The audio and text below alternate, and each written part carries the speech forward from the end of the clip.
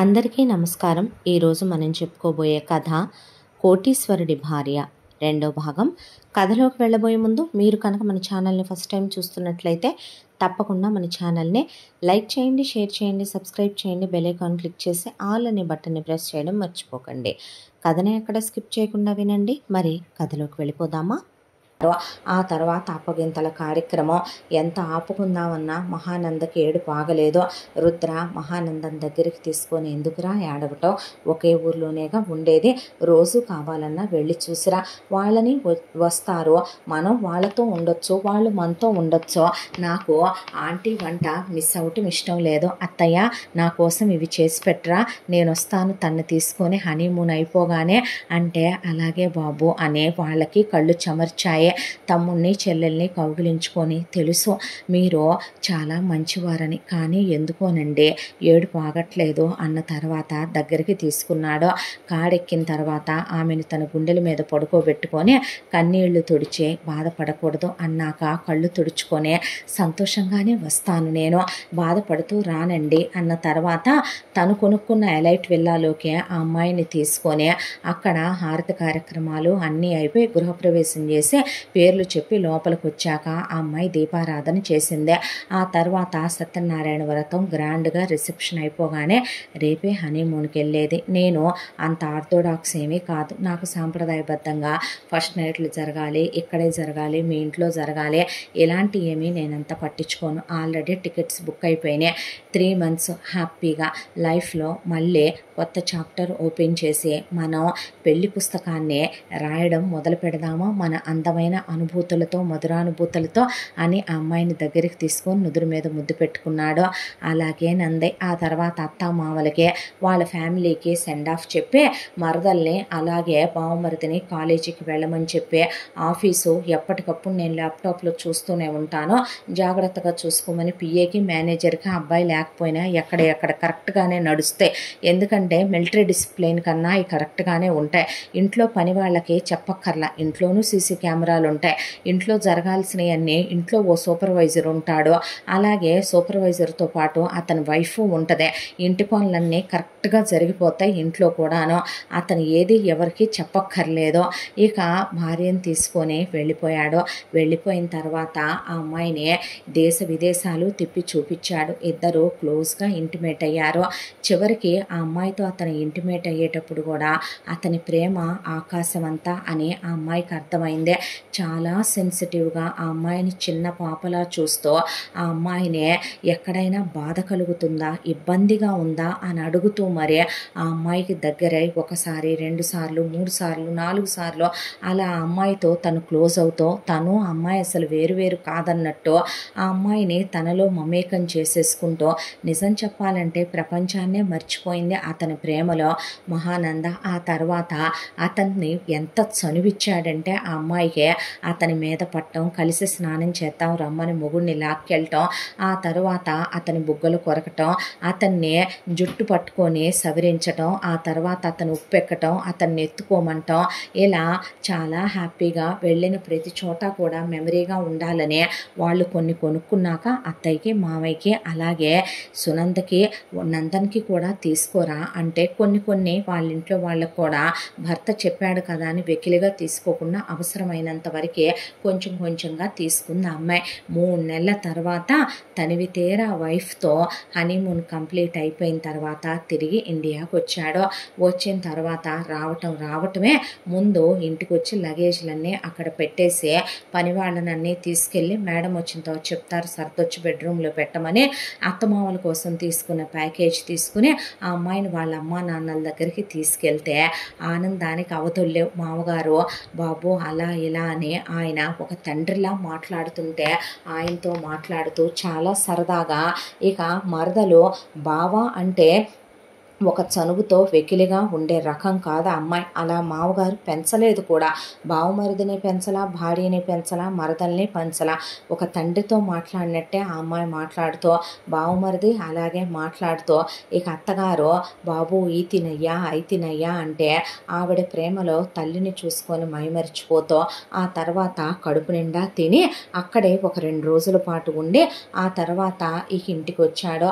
ఇంటికి వచ్చిన తర్వాత మరి ఆఫీస్కి వెళ్ళి వెళ్ళేనా అన్న తర్వాత భార్యను కూడా ఆఫీస్కి తీసుకెళ్ళే వైఫ్గా ఆఫీసులో అందరూ గుడ్ మార్నింగ్ మ్యామ్ అంటే ఆ అమ్మాయి గుడ్ మార్నింగ్ అంటూ అలా చూస్తుంటే తను మాత్రం అనుకుంటూ తన ఛాంబర్లోకి వెళ్ళిపోయాక ఆ అమ్మాయి నడుము పట్టుకొని ఎత్తే అమ్మాయిని టేబుల్ మీద కూర్చోబెట్టి ఆ అమ్మాయి తన కాలర్ పట్టుకొని ఆ అమ్మాయి తన టై పట్టుకొని ముందుకు లాగి ముద్దు పెట్టుకుంటూ వెనక్కి జరుపుతుంటే చైర్నే అలా ఆ అమ్మాయితో ప్రేమని అనుభవిస్తూ మైమరిచిపోతున్నాడు రుద్ర. నిజం చెప్పాలంటే అంత చనువు తనే తన భార్యకి ఇచ్చాడు.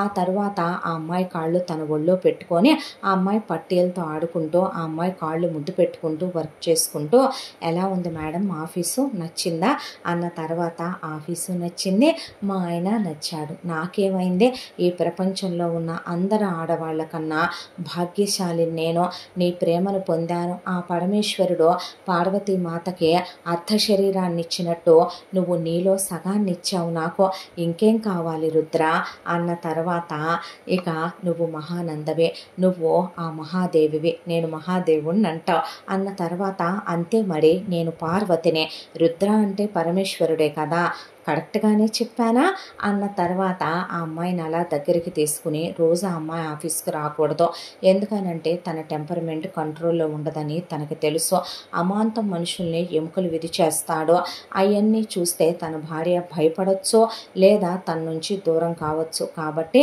రోజు ఆఫీస్కి వస్తే అలసిపోతాం, ఈరోజు చూపిద్దామని తీసుకొచ్చాను, రేపటి నుంచి హాయిగా ఇంట్లో రెస్ట్ తీసుకో అన్న తర్వాత బోరు అంటే ఏం బోరు కొట్టదు, ఇంట్లో హ్యాపీగా రెస్ట్ తీసుకుంటూ మూవీసు అలాగే టీవీ బుక్స్ ఏవి లేవో అత్తయ్య మామయ్య వాళ్ళతో ఫోన్ చేసి మాట్లాడుకో, అయినా మేడం నైట్ ఎటు రెస్ట్ లేకుండా మేడం గారికి అస్సలు రెస్ట్ ఉండట్లేదు, మార్నింగ్ మళ్ళీ అలిసిపోవాలా, నైట్ అలిసిపోయేది చాలదా అంటే ఆ అమ్మాయి చీ అని నవ్వేసిందే. నవ్విన తర్వాత ఆ నెక్స్ట్ డే నుంచే ఆ అమ్మాయిని ఇంకా ఆఫీస్కి తీసుకురాకుండా ఇంట్లోనే ఉంచేయటం మొదలు పెడితే ఆ అమ్మాయి చక్కగా ఇంట్లో పూజ చేసుకోవటం, ఇంట్లో ఆ అమ్మాయి టీవీ చూడటం, పని వాళ్ళతో పనులు చేయించుకోవటం, వాళ్ళు వండి పెడితే మధ్యాహ్నం భోజనానికి వస్తాడు రుద్ర, కలిసి భోజనం చేయటం, ఆ తర్వాత రుద్ర వెళ్ళిపోయిన తర్వాత కాసేపు రెస్ట్ తీసుకోవటం, వాళ్ళ అమ్మ నాన్నతో మాట్లాడుకోవటం, కాలక్షేపానికి కాసేపు బుక్స్ చదువుకోవటం, టీవీ చూడటం, అది కాకుండా ఆ అమ్మాయికి చిన్న చిన్న హాబీలు ఉంటాయి, ఆర్ట్స్ అని ఆ అమ్మాయికి కాస్త చిన్న ఎంబ్రాయిడరీలు చేసుకోవటం అని సరదా, వాటికి ఒకప్పుడు టైం లేదు, ఈ రోజున టైం దొరికింది కాబట్టి అలా కాలక్షేపం చేస్తూ ఉండేదే.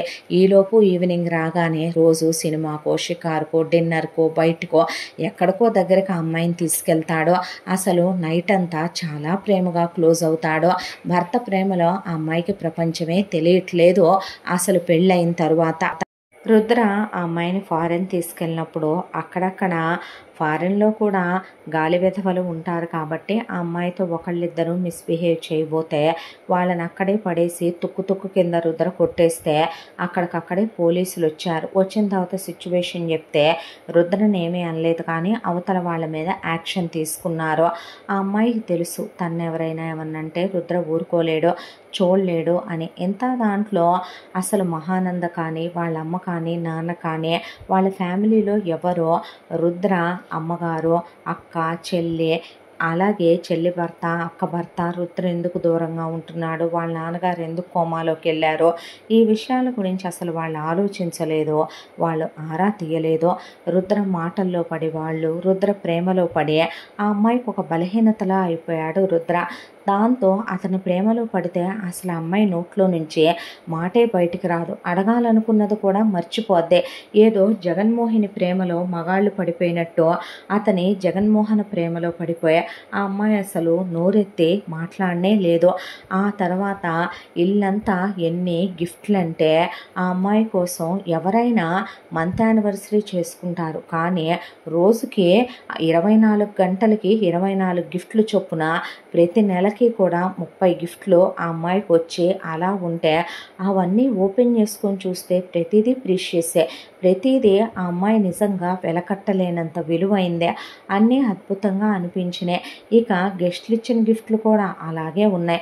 చాలా వరకు diamonds, gold, sapphires, emeralds, pearls, చాలా ఖరీదైనటువంటి డెకరేటివ్ ఐటమ్స్, కొంతమంది చాలా ఖరీదైనటువంటి వస్తువుల్ని ప్రజెంట్ చేశారు. జాగ్రత్తగా సర్దిచ్చింది వాటన్నింటినే. ఆ తర్వాత రుద్రకి భార్యను బయటికి తీసుకెళ్ళటం అంటే ఇష్టం. ఆ అమ్మాయి కళ్ళల్లో ఆనందం చూడటం అంటే ఇష్టం. అంత డబ్బు వచ్చినా కూడా తన భార్య చాలా లిమిటేషన్స్లో ఉంటుంది. నిజం చెప్పాలంటే ఆ అమ్మాయి నాకు అవి కొను ఇవి కొను అనదో. రుద్రే చాలా కొంటాడు ఆ అమ్మాయి కోసం. బట్టల దగ్గర నుంచి చెప్పుల దాకా, బొట్టు బిళ్ళ దగ్గర నుంచి హెయిర్ క్లిప్ వరకు ఏది బాగుందంటే నీకు నచ్చింది తీసుకోమంటది తప్ప నాకు ఇది ఇష్టం అది ఇష్టం అది కొను ఇది కొను అనే ఆ అమ్మాయి ఎప్పుడూ అడగదు. ఒక్క పూజలు మాత్రమే, పూజలు, వ్రతాలు, నోములు, యజ్ఞాలు, యాగాలు, హోమాలు, అన్నదానాలు ఎప్పుడు ఏదో ఒకటి చేయిస్తూనే ఉంటుంది మహానంద. ఆ విషయంలో మాత్రం అడ్డం చెప్పడు రుద్ర. ఈరోజు ఏం పూజే అంటే ఇది, నువ్వే పూజలైనా చేసుకో, నేను మాత్రం ముఖ్యమైన విషయాలు కొన్ని చెప్తా. ఒకటి, ఉపవాసాలు ఉంటే నాకు నచ్చదు, నువ్వు ఉపవాసాలు ఉండకు, ఏ దేవుడు మన ఉపవాసాలు ఉండమని చెప్పలేదు. రెండో విషయం, పిచ్చి పిచ్చి మొక్కులు మొక్కకో. మోకాళ్ళ మీద నడవటాలు, అరిచేతుల్లో హారతులు ఇవ్వటాలు, అంగ ప్రదక్షిణాలు చేయటాలు, నిప్పులు దొక్కటాలు, సోలాలు గుచ్చుకోటాలు ఇలాంటివి చేస్తే చంపేస్తా. ఇక మూడో విషయం, నీకు నాకు దూరాలు పెట్టావంటే మాత్రం చంపుతా. పీరియడ్ టైంలో నీకు దూరంగా ఉంటేనే నా ప్రాణం విలవిల్లాడిపోద్ది. ఆ టైంలో కూడా నిన్ను దగ్గరికి తీసుకొని హక్ చేసుకొని అలా నిన్ను ప్యాంపర్ చేసుకుంటూ నీకు చాక్లెట్లు తినిపిస్తూ నా గుండెల మీద పడుకోబెట్టుకొని నీకు ఐస్ క్రీమ్స్ తినిపిస్తూ నీ కాళ్ళు మసాజ్ చేస్తూ నీకు హాట్ ప్యాక్తో నీకు పొత్తి కడుపులో కాపడం పెడుతూ అలా సపోర్ట్కి మంచాన్ని తన్ని పెట్టించి పడుకోబెడితేనే నాకు ప్రశాంతంగా ఉంటుంది. అలా కాకుండా నన్ను ఉపవాసం ఉంచావనుకో ఊడుకొని చెప్తున్నానంటే ఆ అమ్మాయి నవ్వేదే. అలాగే నేను ఒకటి అడగొచ్చా అంటే అడగవే, నా ప్రాణమైనా ఇస్తాను నువ్వు అడిగితే అంటే ప్రాణం ఎప్పుడో నాదైపోయింది, ఇంకా నేను అడిగేదేంటి, అది నాలోనే ఉన్నప్పుడు, నా ప్రాణం నీలో ఉన్నప్పుడు, నీ ప్రాణం అంటూ పోయే రోజు వస్తే ముందు నా ప్రాణమే పోద్దలే, పిచ్చి మాటలు మాట్లాడితే చంపేస్తానన్నాడు. వీటికేం తక్కువ లేదులే, కానీ నేనే వ్రతం ఏ పూజ ఏ నోము నోచినా అన్నీ నువ్వు బాగుండాలనే, నువ్వు మంచిగా ఉండాలనే, మనం ఇంకా ఎదగాలనే, నువ్వు హ్యాపీగా ఉండాలనే, నువ్వు కనే ప్రతి కళ నిజమై రావాలనే, రేపొద్దున మన పిల్లలు మనం హ్యాపీగా ఉండాలనే కోరుకుంటాను నేను. అయితే పీటల మీద కూర్చోవాలన్నప్పుడు, వైఫ్ అండ్ హస్బెండ్ కలిసి చేయాలన్నప్పుడు మాత్రం నాకు టైం ఇచ్చి రావాలి అంటే నువ్వు అడిగితే నా ప్రాణమే ఇస్తాను రా, టైం ఇవ్వనా అన్న తర్వాత ఒక రోజున రుద్ర, రే సిటీలోనే చాలా కాస్ట్లీ పబ్, బాగా డబ్బున్న బలిసిన వాడొకడు ఓపెన్ చేశాడు. అక్కడికి ఓన్లీ విఐపీస్కి మాత్రమే ఎంట్రీ. అక్కడి నుంచి మనకు కూడా 2 టికెట్స్ తెప్పించాను, ఇద్దరం వెళదామా అంటే అలాగే అందే. ఆ అమ్మాయి గురించి రుద్రకు బాగా తెలుసు. ఇంకోళ్ళైతే డబ్బుందని అడ్డంగా బలిసిపోయి బికినీలైనా వేసుకుంటారు. నిజంగా అమ్మాయి వేసుకున్నా రుద్రేమీ అనడు. కానీ ఆ అమ్మాయికి ఒక పద్ధతి ఉంది. ఆ అమ్మాయికి సంస్కృతి సాంప్రదాయాలనే విలువలు తెలుసు. ఆ అమ్మాయి స్లీవ్లెస్ కూడా అంత వేసుకోవటానికి ఇష్టపడదు. ఆ అమ్మాయి ఒక లాంగ్ ఫ్రాక్ వేసుకుంది, బ్లాక్దే. ఇక వేసుకుని చక్కగా దానికి హ్యాండ్స్ కూడా ఉన్నాయి. ఇక భర్తతో బయలుదేరదామా అన్నాక భార్యను ముద్దు పెట్టుకొని నువ్వేరా అన్న తర్వాత అక్కడికి వెళ్ళారు, డాన్స్ చేశారు. భార్య ముందు అసలు తను పర్ఫెక్ట్ జెంటిల్మెన్. అంతకుముందు ఎప్పుడన్నా అబ్రాడ్లో ఉన్నప్పుడు, పెళ్లి కాకముందు జస్ట్ ఎప్పుడైనా ఇలా పబ్బులకు అదే వచ్చినప్పుడు 1 or 2 పెగ్స్ తీసుకునేవాడు. అసలు స్మోకింగ్ అలవాటే లేదు. పెళ్ళైన తర్వాత అసలు అది కూడా లేదు. పెళ్ళాం ముందు తను లవర్ బాయ్లా పర్ఫెక్ట్ జెంటిల్మెన్గా ఉండాలని అది కూడా మానేశాడు రుద్ర. భార్యతో కలిసి డ్యాన్స్ చేసి భార్యకి ఇదని అదని ఇక్కడ ఇలా కొత్తగా పెట్టారని, అలాగే మన ఆఫీస్లో మనం ఇంకో చోట ఇలా ఫ్రాంచైజ్ కూడా తీసుకోబోతున్నామని, మనం ఈ బిజినెస్లో కలవబోతున్నామని, అలాంటి టైంలోనే ఫ్రీగా ఉండి మాట్లాడుకుంటారు కాబట్టి మాట్లాడుతూ ఆ అమ్మాయి పక్కనే చాలా క్లోజ్గా ఉండి ఆ అమ్మాయిని దగ్గరికి తీసుకుని ఆ తర్వాత ఆ అమ్మాయికి జ్యూస్ ఇచ్చి ఆ అమ్మాయిని అలా కూర్చోబెట్టి, ఈలోపు రుద్ర అలా పక్కకి ఫోన్ కాల్ వచ్చి వినిపించట్లేదు మ్యూజిక్లో. దాంతో ఒక్క నిమిషం రా అని పక్కకి వెళితే అలాగే సరేనని ఆ అమ్మాయి జ్యూస్ తాగుతూ ఆ చుట్టూ ఉన్న అంబియన్స్ని చూస్తూ కూర్చుంది మహానంద. ఈలోపు రుద్ర ఫోన్ మాట్లాడుతూనే ఉన్నాడు. అవతల నుంచి మేనేజరు ఏదో ఇంపార్టెంట్ ఫారిన్ డెలిగేట్స్తో ఉన్న డిస్కషన్ గురించి చెప్తుంటే వింటున్నాడు. అయితే ఈలోపు ఎక్కడి నుంచి వచ్చాడో ఒకడు బాగా బలిసినోడు ఆ అమ్మాయి నడుం మీద చెయ్యేసి ఒత్తి ఆ అమ్మాయి నడుం మీద అలా తట్టి వెళ్తే ఆ అమ్మాయి ఉలిక్కిపడి వెనక్కి తిరిగి చూసేపాటికి ఆ జనంలో వాడెవడో ఆ అమ్మాయికి కనపల్లా. కానీ రుద్ర మాత్రం వాడిని చూశాడు. చూడటంతో అలా రుద్ర వదిలేయడు కదా, రుద్రకు అసలు కోపం కంట్రోల్లో ఉండదు కదా, మహారుద్రుడు అయిపోతాడు కదా. దాంతో వెంటనే వాడిని అంతమందిలో కూడా పట్టుకొని తీసుకొచ్చి అక్కడున్న టేబుల్ కేసి కొడితే వాడి తల పగిలిపోయి రక్తం కారిపోతున్నా పెళ్ళాన్ని ఏ చేత్తో పట్టుకున్నాడో ఆ చెయ్యి వెనక్కి విరిచేశాడు రుద్ర. అక్కడున్న అద్దాలు మొత్తం వాడి తలతో పగలగొట్టేశాడు. అసలు ఆ పబ్బు ఓనర్స్ దగ్గర నుంచే అందరూ వచ్చే వాట్ హ్యాపెండ్ అంటే ముందు ఇమీడియట్గా సీసీ ఫుటేజ్ తీయించి అక్కడికి పోలీసులు వచ్చారు. రుద్రని చూడగానే సార్ మేము చూసుకుంటాం, మీరు వెళ్ళండి మేడంని తీసుకొని అన్న తర్వాత పబ్ ఓనర్ని సెన్స్ ఉందంట్రా, లోపలికి వచ్చేటప్పుడు ఎవడెలాంటోడో ఇక్కడికి ఫ్యామిలీస్తో కూడా కొంతమంది వస్తారో ఆ మాత్రం తెలియదేంట్రా వాడికి అని చెప్పి వాడిని తీసుకెళ్ళి హాస్పిటల్లో పడేస్తే ఒక చెయ్యి అసలు వాడికి శాశ్వతంగా పనిచేయదని, వాడికి వాడు కోలుకోవటానికి 2-3 ఏళ్ళు పట్టొచ్చని డాక్టర్లు చెప్పాక పోలీసులు రుద్ర దగ్గరికి వచ్చారు. ఈలోపే మేనేజరు చెక్కుతో రెడీగా ఉన్నాడు. ఓ చెక్కు పోలీసులకు ఇచ్చాక ఇంకో చెక్కు ఆడి ఫ్యామిలీకి పడేయమని చెప్పాడు రుద్ర. ఆ తర్వాత ఎందుకంత కోపం, ఎందుకు అలా చేసావంటే కోపమా, ఏంట్రా నువ్వు మాట్లాడేదే, ఒక ఆడదాంతో ఒక మగాడు అలా మిస్బిహేవ్ చేయొచ్చా, వాడు చాలాసేపటి నుంచే గమనిస్తున్నాడు నిన్ను. గమనిస్తుంటే అంతమంది పప్పుకొచ్చిన అమ్మాయిలు పొట్టి పొట్టి బట్టలు వేసుకున్నారు. చాలామంది అమ్మాయిలు బాత్రూముల్లో కూడా రొమాన్స్ చేస్తుంటారు. చేసే వాళ్ళతో ఇష్టమైన వాళ్ళతో వాళ్ళు చేసుకుంటే అది మనకు అనవసరమైన విషయం అక్కడ. కానీ నువ్వు బ్లాక్ బీడ్స్ వేసుకున్నావు, సింధూర్ పెట్టుకున్నావు, నేను నీ పక్కనే ఉన్నాను, నీతో అంత క్లోజ్గా ఉన్నాను, కలిసి డ్యాన్స్ చేశాము, నేను నీ హస్బెండ్ అని వాడికి తెలియట్లేదో, కావాలని ఒళ్ళు కొవ్వెక్కి కాకపోతే ఆడది కనపడితే చాలు ప్రతి ఎదవా కూడా ఆడదాంతో తప్పుగా బిహేవ్ చేద్దాము అనుకుంటాడో.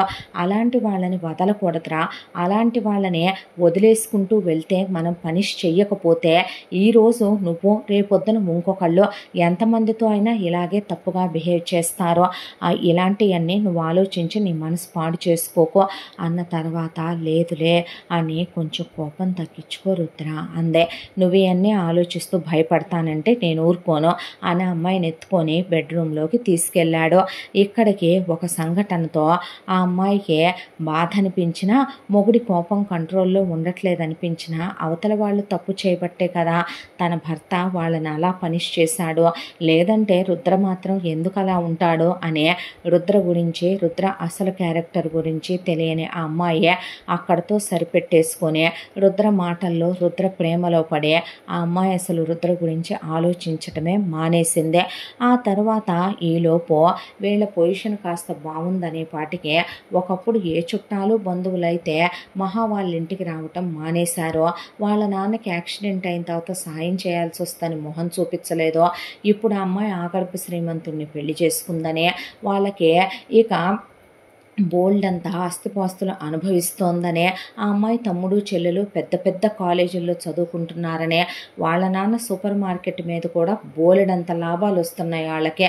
రుద్ర అదే కాక ఓన్ హౌస్ కొని మామగారి పేరు మీద పెట్టి ఆయనకు కూడా బెంజ్ కారు కొనిచ్చాడు. దాంతో వాళ్ళ రేంజే మారిపోయిందని అత్తగారికి మరదలకి నగలు కూడా కొన్నాడు.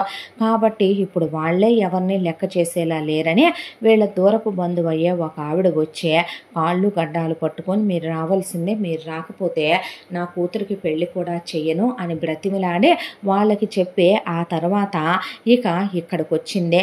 వచ్చి ఇక్కడ మహాకి కూడా నువ్వు రావాలి అబ్బాయిని తీసుకొని అని వీళ్ళు డబ్బున్నోళ్ళు, వీళ్ళతో ఏదైనా మనం మంచిగా ఉంటే రేపొద్దున మనకు ఉపయోగపడతారు కదా అని చుట్టాల సంగతి తెలియందేముందే.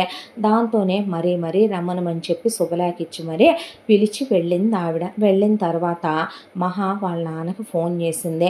ఏమంటావు నాన్న అంటే, వెళదామమ్మా, అల్లుడు గారిని కూడా తీసుకొని వెళదాం, రమ్మనమని చెప్పు అబ్బాయిని. అబ్బాయి వల్లేగా మనకి ఇంత సిరి సంపదలో, మనకి ఎంత అష్టైశ్వర్యాలు కలిసి వచ్చింది. అబ్బాయి మంచితనం వాళ్ళకి తెలియొద్దో, అబ్బాయి గొప్పతనాన్ని వాళ్ళు తెలుసుకోవద్దా ఏంటి? ఒకప్పుడు మనకి ఏమీ లేదని మన అంత అవమానించారు కదే, మన ఇంటికెళ్ళే రాలేదు కదమ్మా, కనీసం ఆడపిల్లలు ఉన్నారని కూడా అయ్యో పాపం అన్నవాళ్ళు లేరు కదే, ఇవాళ మొహం మీద కొట్టినట్టుంటదే, వాళ్ళు చూడొద్దు, మనమెంత ఆనందంగా ఉందామనేది, వెళదామన్నట్టు ఆయనంటే సరేనని ఇలా వచ్చి పిలిచారు. వెళదాం రుద్ర అందే. అంటే కంపల్సరీనారా, వెళ్ళాలా అన్నాడు. అంటే నీకు తెలీదు, ఒకప్పుడు మేము చాలా బాగా బ్రతికేవాళ్ళం, అప్పుడు మా వల్ల అందరూ సహాయాలు పొందారు. నాన్నకి యాక్సిడెంట్ అయిందన్నప్పుడు మా ఆస్తులే మేము అమ్ముకొని నాన్నకి ట్రీట్మెంట్ చేయించాము. ఆ తర్వాత ఇంటికి వస్తే ఎక్కడ రూపాయి అడుగుతామో, వాళ్ళింటికి రమ్మంటే ఎక్కడ ఒక పూట ముద్ద పెట్టాల్సి వస్తుందోనని వీళ్ళందరూ మమ్మల్ని గొంగళి పురుగుల కన్నా హీనంగా చూశారు. తెలుసా రుద్ర, దాంతోనే నాన్న ఇదంతా నీ వల్లే వచ్చిందని నిన్ను చూపించాలంటున్నాడు, వెళ్దాం అంటున్నాడు, తీసుకురమ్మనమని చెప్పాడంటే, ఓకే మేడం, మీరు అలాగే అంకుల్ ఆంటీ వెళ్దామంటే నేను వద్దంటానా అన్నాడు. అన్న తర్వాత ఆ అమ్మాయి నవ్వి, నేను అడిగితే నువ్వు కాదనమని నాకు తెలుసులే అంది. ఆ తర్వాత అమ్మాయి ఖరీదైన డైమండ్ హారం, డైమండ్ నెక్లెస్, బ్యాంగిల్స్ వేసుకుని, రుద్ర బ్లేజర్ వేసుకుని వెళ్ళేటప్పుడు పెళ్లి కూతురికి ఏం తీసుకెళ్లకుండా వెళ్ళకూడదని, ఆ అమ్మాయి డైమండ్ వస్తువు పెట్టగలిగినంత స్థితి స్తోమతల్లో ఉన్నా కూడా ఆ అమ్మాయి మాత్రం ఒక గోల్డ్ రింగ్ తీసుకుంది. తీసుకున్న తర్వాత వాళ్ళ అమ్మ నాన్న కపుల్ వాచెస్ తీసుకున్నారు. తీసుకొని పెళ్ళికి వెళ్తే వాళ్ళు సాధారణంగా ఆహ్వానించారు. ఆ తర్వాత పెళ్లిలో ఇక వచ్చిన వాళ్ళంతా ఈ అమ్మాయి వైభోగం చూసి, ఎలా ఉన్నావమ్మా అని మెళ్ళో నగలు చూసే, ఆ అమ్మాయి కట్టుకున్న చీరలు చూసే ఆడవాళ్ళందరూ ఆ అమ్మాయి చుట్టూ మూగి ఆ అమ్మాయిని పలకరిస్తుంటే, రుద్ర మామగారితో బావమరితో కబుర్లు చెప్తూ కూర్చున్నాడు. ఏరా చదువు ఎలా సాగుతుందంటే, బాగుంది బావా, కాలేజ్ చాలా బాగుంది, అన్ని స్క్రీన్స్ మీదేగా పాఠాలు చెప్తున్నారు, నా లిమిట్స్లోనే నేను ఉంటున్నాను అంటే, అన్నట్టు మర్చిపోయాను, బైక్ ఎలా ఉందిరా అంటే, నువ్వు కొంటావు అది బాగోపోవటమా బావా అన్న తర్వాత, స్కూటీ ఎలా ఉంది సునంద అని అడిగితే, బ్రహ్మాండంగా ఉంది బావా, జాగ్రత్తగా డ్రైవ్ చేయండి, హెల్మెట్స్ పెట్టుకోండి అని మాట్లాడుతూ ఉండగా అనుకోకుండా రుద్ర చూపు మహా మీదకు వెళ్ళింది. అక్కడ వాళ్ళ నాన్న వయసు ఉంటుంది అటు ఇటుగా ఒకడికి, వాడు రుద్రకి మావయ్య వరుస అవుతాడు.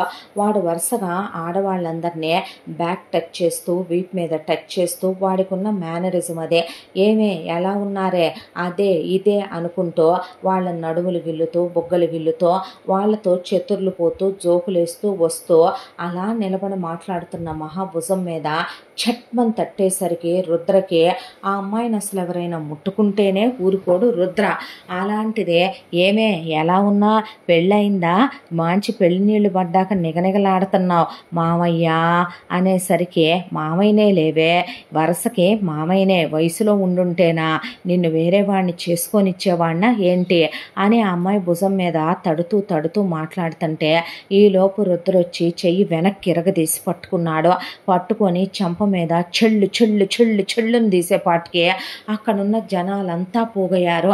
పోగయ్యేసరికి ఏమైంది అని అక్కడ వాళ్ళందరూ అడిగితే, ఏమవటం ఏంటి మామయ్య అని ఆయన్ని పిలిస్తే, బాబు అని ఆయన వస్తే, వీడికి వయసు ఎంత ఉంటుంది, నా వయసే బాబు, రే నీకు 50 ఏళ్ళు దాటినాయి కదా, నీ కూతుళ్ళ వయసున్నోళ్ళు, నీ చెల్లెళ్ళ వయసున్నోళ్ళు, నీ మనవరాళ్ళ వయసున్నోళ్ళు కూడా ఉన్నారు కదా, ఆడవాళ్ళ మీద చేతులు వేయకూడదు, ఎక్కడ పడితే అక్కడ టచ్ చేయకూడదు, తడుతూ మాట్లాడకూడదనే సెన్స్ లేదంటరా నీకు, ఇందాక నుంచి చూస్తున్నాను, 6 ఏళ్ల పిల్ల దగ్గర నుంచి 60 ఏళ్ల ముసల్దాని వరకు చేతులు వేయకుండా ఎవరితో మాట్లాడవేంట్రా నువ్వు, బంధువు కదా అని, బంధువు అయితే ఏమైనా చెయ్యొచ్చా, చంపేసేవాడినే, నువ్వు తనకి అక్కడికి ఊరుకున్నాను, తండ్రంత వయసున్నోడివి, వరుసకి మామయ్య అంటున్నారు కదా అని చెప్పి, కానీ నువ్వు బార్డర్ లైన్ క్రాస్ చేసి వెళ్ళిపోయి లిమిట్స్ క్రాస్ చేసుకుంటూ వెళుతున్నావు, ఆడాళ్ళందరినీ ఎక్కడ పడితే అక్కడ టచ్ చేయకుండా మాట్లాడరేంట్రా, ఎక్కడ పడితే అక్కడ ముట్టుకునే మాట్లాడాలా, తాట తీసేస్తాను రాస్కెల్, నువ్వు ఏమే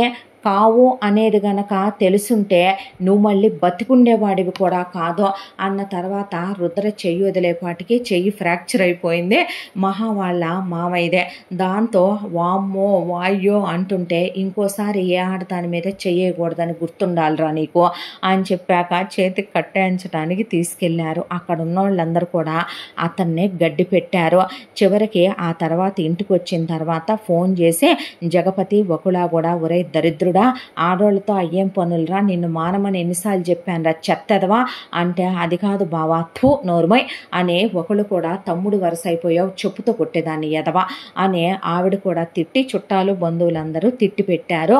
ఇక అతన్ని ఆ తర్వాత ఏంటి ఆ కోపం రుద్ర, ముసలోడు పోనీ పెద్దోడు ఏంట్రా పెద్దోడు ఏంట్రా ముసలోడు, బయట ప్రపంచం ఎలా ఉందో తెలుసా, చిన్న పిల్లలరా 3 years 4 years పిల్లల్ని వ్యానుల్లో పంపిస్తుంటే వ్యాన్ బాయ్లుగా వెళ్ళే ఎదవలకి వయసు ఎంత ఉంటుంది, ఆ పిల్లలతో మిస్బిహేవియర్ చేయటం, స్కూళ్ళకి పంపిస్తే స్కూళ్ళల్లో మిస్బిహేవియర్ చేయటం, కాలేజీల్లో మిస్బిహేవియర్ చేయటం, చివరికి మాస్టర్లుగా వెళ్ళిన వెధవలు లెక్చరర్లుగా వెళ్ళిన వెధవలు అసలు వయసులో 6 ఏళ్ల వాడి దగ్గర నుంచి 60 ఏళ్ల వాడి వరకు ఎందుకురా ఒక ఆడది అనే పాటికి అలా బిహేవ్ చేయాలి, ఎందుకురా అలా తప్పుగా ప్రవర్తించాలి, ఏంట్రా ఇది, ఈ సొసైటీని ఎందుకు వదిలేయాలంట ఇలా చేసేటప్పుడు, వాడికి ఏం తెలియదే, వాడికి నీ వయసు కూతుళ్ళున్నారు, ఉన్నప్పుడు వాడి కూతుళ్ళతో నేను అలాగే బిహేవ్ చేస్తే మావయ్య నందన్ అలాగే చేస్తే వాడు చూస్తూ ఊరుకోగలడా చెప్పు, ఏంటిది మనుషులు మనుషుల్లా ఉండాలి,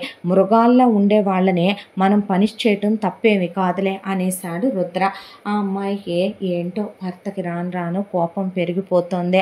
కాకపోతే మొగుడు ముందే ఎదవేషాలు వేస్తారు ఈ ఎదవలందరూ కూడా, ఉన్న చోట ఉండరు. కానీ మొగుడన్నమాట నిజమే, ఆడపిల్లకి నిజమైనటువంటి సేఫ్టీ ఎక్కడుంది, బయటికి వెళ్తే తన భర్త మంచోడు అందుకే తప్పుడు పనులు చూసి సహించలేడు, అలాంటోడు తనకు భర్తగా దొరకటం తన అదృష్టం అనుకుంది ఆ అమ్మాయి. ఎందుకంటే తన తల్లిలో అతని తల్లిని చూసుకుంటాడు, తన చెల్లెల్ని సొంత కూతుర్లా, తన తమ్ముడిని తన సొంత తమ్ముళ్ళ చూసుకుంటాడో, తన తండ్రిని తన తండ్రి అన్నట్టే ఫీల్ అవుతాడు. అలా ఉండేవాళ్ళు ఎంతమంది ఉంటారు అసలు అనుకుంది ఆ అమ్మాయి. ఆ తర్వాత ఇలా రోజులు గడిచిపోతూ ఉండగా ఒకరోజు రాత్రి సడన్గా రుద్రకి మెలకు వచ్చింది. చూస్తే భార్య అలా అతని గుండెల మీద పడి మత్తుగా అలసిపోయిందేమో, అప్పటి వరకు ఇంటిమేట్ అయి అలా నిద్రపోతుంది. ఆమె జుట్టుని సరిచేసి నుదురు మీద ముద్దు పెట్టుకొని బెడ్షీటు ఆమెకి పైదాకా కప్పిన తర్వాత పక్కకి చూశాడు వాటర్ తాగుదామని. చూస్తే వాటర్ లేవు. ఇందాకిద్దరు క్లోజ్ అవుతున్నప్పుడు దాహం అనిపించి తాగేసినట్టున్నామని అక్కడ పక్కనున్న వాటర్ మొత్తం కంప్లీట్ అయిపోయినాయి. వీళ్ళు ఉండేది 3rd floorలో. సరే కిందకెళ్ళి వాటర్ తీసుకొచ్చుకుందాం కదా అని చెప్పి బెడ్రూమ్ డోర్ని దగ్గరికి లాగే అలా రుద్ర కిందకి దిగొస్తూ ఉండగా ఇంట్లో ఏవేవో శబ్దాలు అవుతున్నాయి. ఇంట్లో ఎవరూ ఉండరు, బయట సర్వెంట్ క్వార్టర్స్ ఉంటాయి. ఆ సర్వెంట్ క్వార్టర్స్లో కూడా లిమిట్గా పని వాళ్ళు ఉంటారు. అందులో ఒకటి సెక్యూరిటీ అతని వైఫ్, 2 పిల్లలు. ఆ తర్వాత సెక్యూరిటీ అతని వైఫ్ ఇంట్లోనే వాషింగ్ అదే చూసుకుంటూ ఉంటుంది. ఇక మరొక వైపున ఇంట్లో ఉండే కుక్కు, ఆమె భర్త, ఆమె 2 పిల్లలు. కుక్ వాళ్ళ హస్బెండే డ్రైవరు. ఆ అమ్మాయి వంట చేసుకుంటూ ఉంటుంది. ఆ తర్వాత ఇంకొక అమ్మాయి మిగతా పనులు చేసుకునే అమ్మాయి, ఒకటి సూపర్వైజర్ వాళ్ళ ఫ్యామిలీ. ఇలా ఓ 10 కుటుంబాలు ఇంటికి బ్యాక్ సైడ్న ఒక వరుసగా వాళ్ళకు పోర్షన్లా వేయించినటువంటి గ్రూప్ ఆఫ్ హౌసెస్లో ఉంటారు. అలాంటిదే ఇంట్లో ఎవరు ఉండరు, ఇంట్లో శబ్దాలు వస్తున్నాయంటే అనే రుద్రకు అర్థం కాక అలా కిందకి దిగి వెళ్తూ ముందు ఫ్రిడ్జ్ దగ్గరికి వెళ్ళాడు. ఫ్రిడ్జ్ దగ్గరికి వెళ్ళి వాటర్ తీసుకుని తాగిన తర్వాత ఏంటి ఇది బయట శబ్దంలాగా లేదు, ఇంట్లో శబ్దంలాగా ఉంది అని చెప్పి గ్రౌండ్ ఫ్లోర్లో చాలా బెడ్రూమ్లు ఉన్నాయి. ఒక్కో బెడ్రూమ్ డోర్ తీస్తూ చూస్తూ వస్తుంటే ఒక బెడ్రూమ్ డోర్ దగ్గరకు వచ్చేపాటికే దగ్గరికి వేసింది బెడ్రూమ్ తలుపు. ఆ తలుపుని కొంచెం ఇలా అని చూస్తే లోపల ఏసీ వేసుకుని అక్కడ ఇంట్లో డిషెస్ క్లీన్ చేసే పని మనిషి అదే.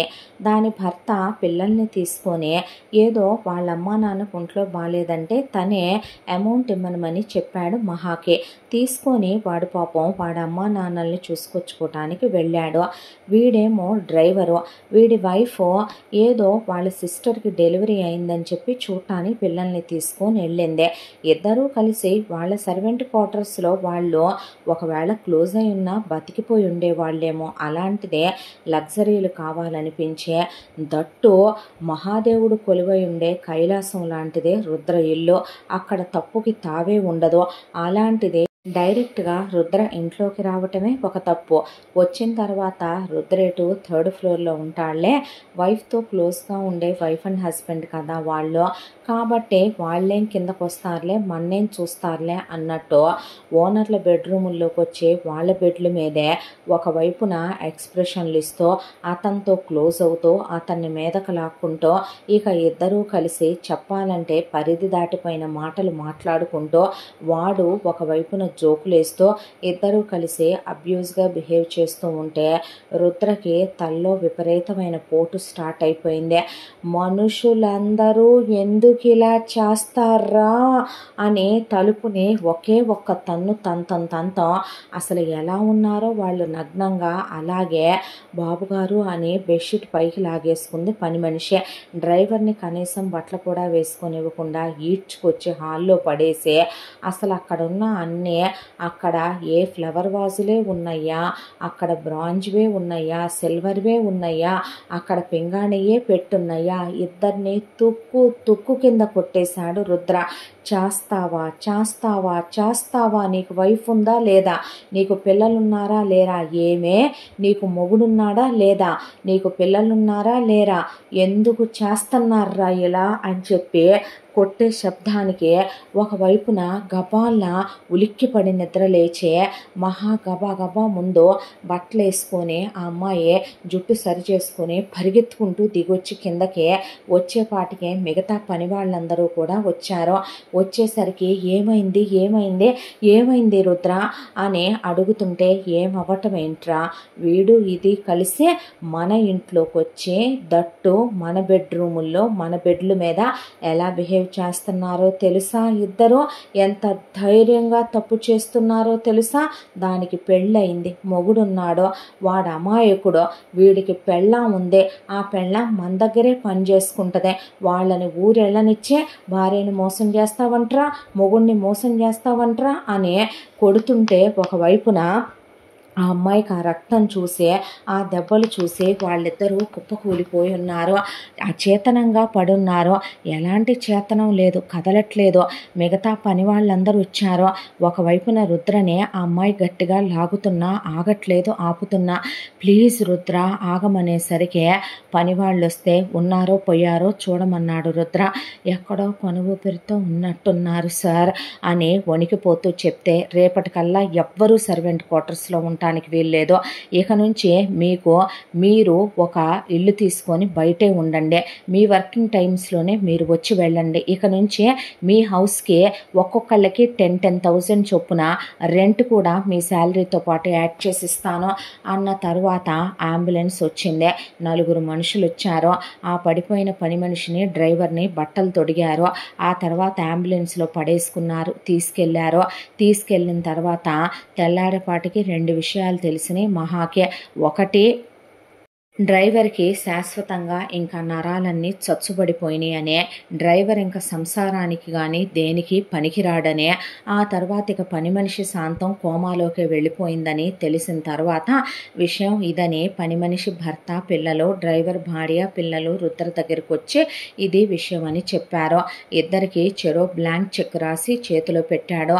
పిల్లల్ని సరిగ్గా పెంచండి, ఒళ్ళు దగ్గర పెట్టుకొని ఉండండి, వాళ్ళని తీసుకెళ్ళి ఒకటి ఉండగలిగితే వాళ్ళతో ఉండండి, లేదంటే కనుక మీరు విడిగానైనా ఉండండి, వేషాలు వేయొద్దు, మీ పిల్లలు కూడా పెద్దవాళ్ళు అయ్యారు, పిచ్చి వేషాలు వేసినట్టు నాకు తెలిసిందో ప్రాణాలతో ఉంచని జాగ్రత్త ఎక్కడున్నా అనేసరికి ఇక కోమాలో ఉన్న పెళ్ళం ఎప్పుడుకి లేచుద్దో తర్వాత సంగతి తర్వాతనే.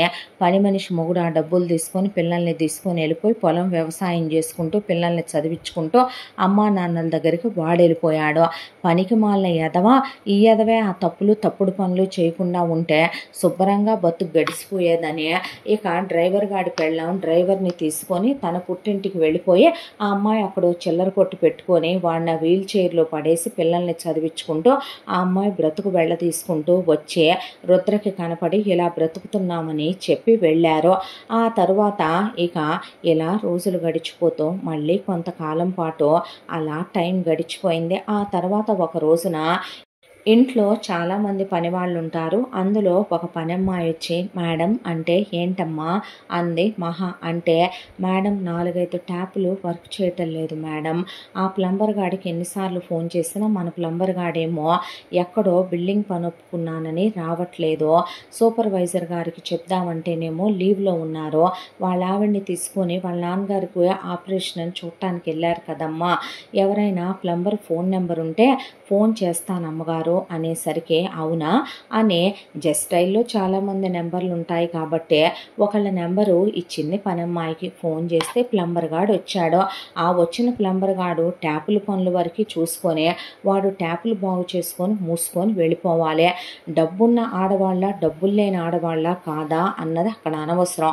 అది రుద్రిల్లో దట్టు అక్కడ ఆడవాళ్ళందరూ కూడా నిజం చెప్పాలంటే ఆ అమ్మవారి శక్తి స్వరూపిణిలో ఆ అమ్మవారి అవతారాలన్నట్టే చూస్తాడు రుద్ర. అలాంటిదే ఆ ప్లంబర్ గాడు ఆ రోజున చీర కట్టుకుంది. మహా చీర కట్టుకుంటే ఆ అమ్మాయి నడుం చూసే ఆ అమ్మాయి అందంగా ఉండటం చూసే ఆ అమ్మాయి మీద వాడు కన్నేశాడు. ఆ అమ్మాయిని పార్ట్ బై పార్ట్ చూసుకుంటూ మేడం గారు ఈ ట్యాప్ చూడండి ఈ ట్యాప్ చూడండి అనే ట్యాప్లన్నీ చూపించి కావాలని ఆ అమ్మాయి మీద షవర్ నీళ్లు పడేలాగా తిప్పితే సారీ మేడం గారు చూసుకోలేదని కట్టేస్తే కొంచెం ఒళ్ళు దగ్గర పెట్టి చూసుకో అనే పనమ్మాయి కూడా అన్న తర్వాత ఇప్పుడు ఓకే కదమ్మా అన్న తర్వాత చూడండి మేడం గారు కిచెన్లో ట్యాప్ కూడా అయిపోయిందంటే పనమ్మాయిని పిలిస్తే అమ్మా వస్తున్నా ఇక్కడే ఉన్నాను అమ్మగారు అని పనమ్మాయి ఒకవైపు నాటి నుంచి బాత్రూంలో ట్యాప్లన్నీ మళ్ళీ రీచెక్ చేసుకొని ఆ అమ్మాయి వచ్చేలోపు ఇక అలా ముందుకి వంగింది. కిచెన్ సింకును చూస్తూ ఇక మహా ఇక్కడ చుట్టూ ఉండేటటువంటి బార్డర్ ఏదైతే ఉందో అది దీనికి గోల్డ్ అయితే బాగుంటుంది. సిల్వర్ లుక్ రాలా. నువ్వు సిల్వర్ తీసుకొచ్చేసావు. అంతకుముందు మా ఇంట్లో గోల్డే ఉండేదే. నువ్వు ఇది రిమూవ్ చేసేసి గోల్డ్దే తీసుకొచ్చి వెయ్యి బార్డరు అని వంగి అలా చెప్తుంది ట్యాప్ వైపు చూస్తూ. చెప్తుంటే ఆ అమ్మాయి నడుము మీద చెయ్యేసి నడుము పట్టుకుందామని వాడు చెయ్యి అలా ముందుకు పెట్టేలోపు సడన్గా ఏదో పనుందని రుద్ర ఇంటికి వచ్చాడు.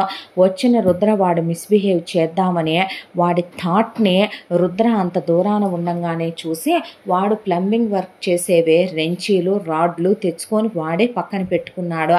అది పెట్టి వాడిని తల మీద పెట్టి మోదిచ్చి ఆపకుండా కొట్టేపాటికి అలా తల బద్దలైపోయే వాడు మనిషి కుప్పకూలిపోయాడు. పనమ్మాయి అలా షాకులో నిలబడిపోయింది. నిలబడిపోతే ఏమైంది రుద్ర సడన్గా నువ్వేంటిలా అనేపాటికే నేను ఆఫీస్ పనిలో ఫైల్ మర్చిపోయానని తీసుకెళ్దామని చెప్పి ఎటు నిన్ను చూసేద్దాం భోంచేసేద్దామని వచ్చానురా. వాడు నీతో తప్పుగా బిహేవ్ చేయబోయాడు. నువ్వు శారీ వేసుకున్నావు కదా వాడికి ఇక్కడ గోల్డ్ పైపింగ్ ఉండేది అది తీసి సిల్వర్ వేసావు వద్దు గోల్డ్ వేయమని చెప్తున్నావు కదా అదే వాడు వినకుండా నీ నడుం పట్టుకుందామని నీతో తప్పుగా ప్రవర్తిద్దామని చూశాడు. అలా బిహేవ్ చేయటం తప్పు కదా అందుకే కొట్టాను అన్న తర్వాత అలా నిలబడిపోయింది మహా. ఏం మాట్లాడాలో అర్థం కాక పనమ్మాయి ఈడికేం పోయే కాలం విడిద్దెనంజయ్య.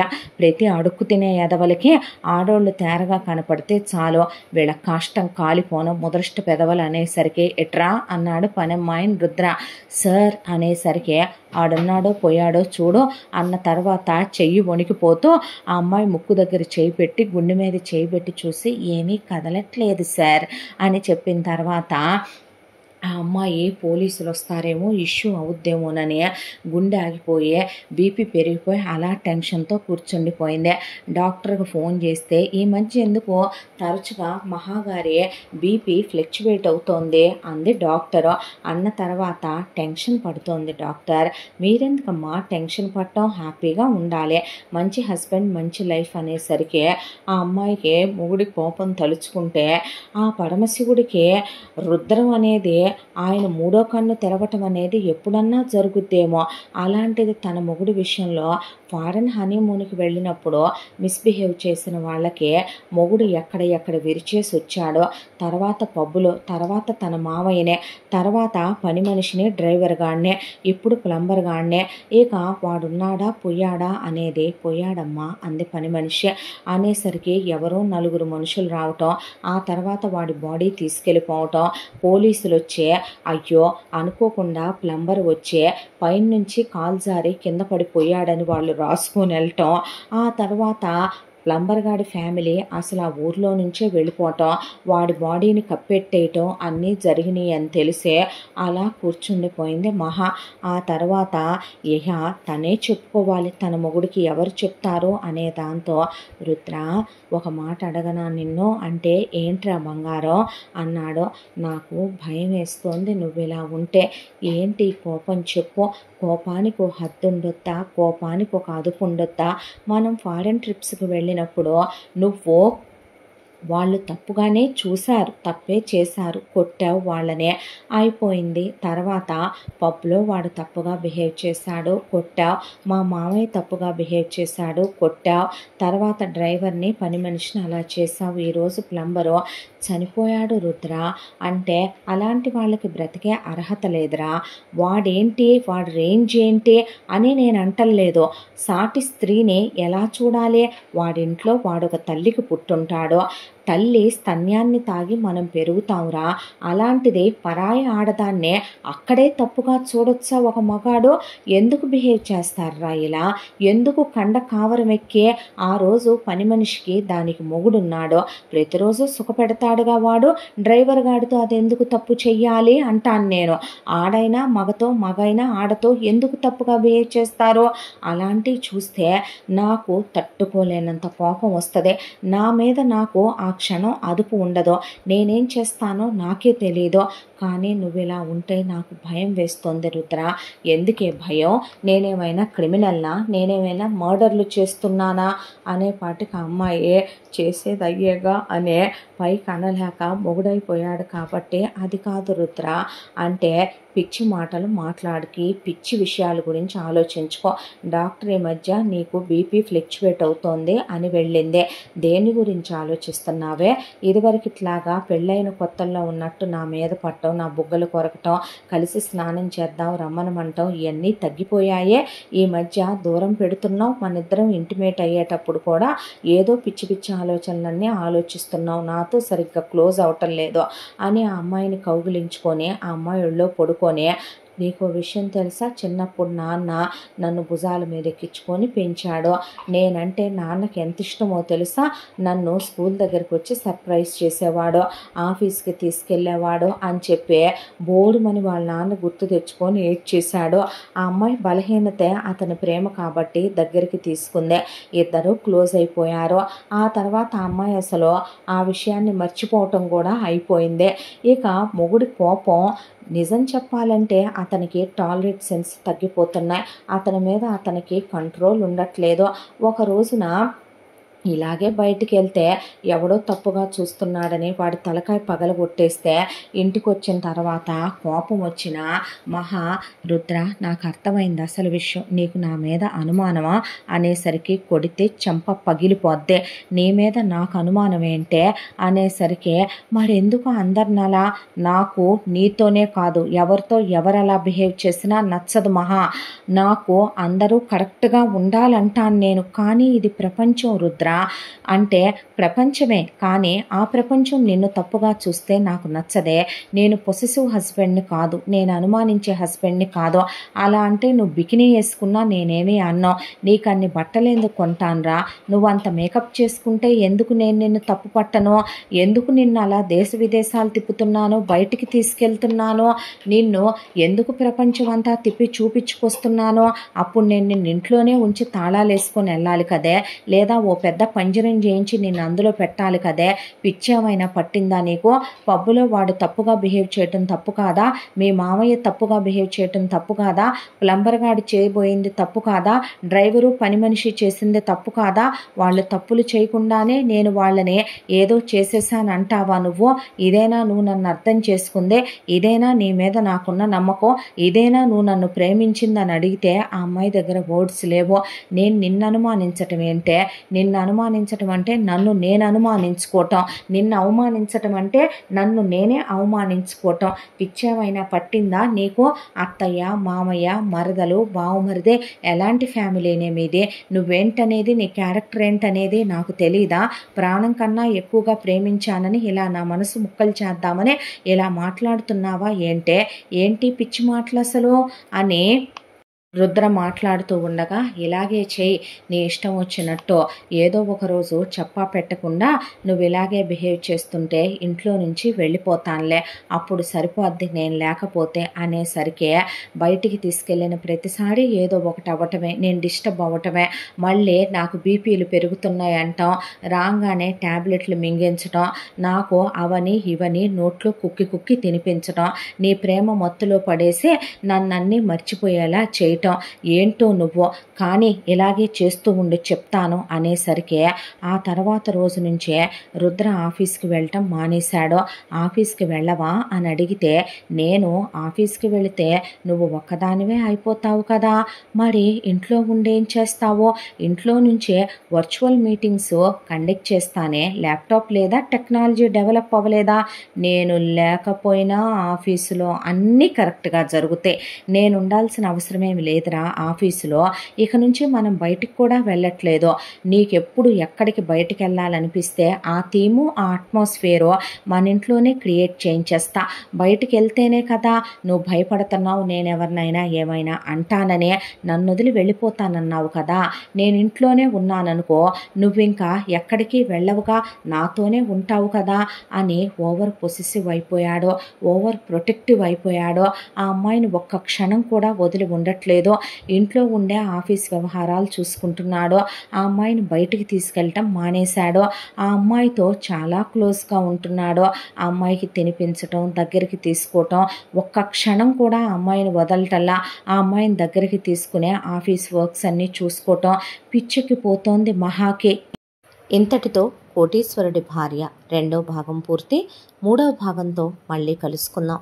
తప్పకుండా మన ఛానల్ని లైక్ చేయండి, షేర్ చేయండి, సబ్స్క్రైబ్ చేయండి, బెల్ ఐకాన్ క్లిక్ చేసి ఆల్ అనే బటన్ని ప్రెస్ చేయడం మర్చిపోకండి. ఇంత మంచి కథను మనకు అందించిన కథా రచయిత్రి జి. యామిని శ్రీనివాస్ గారు.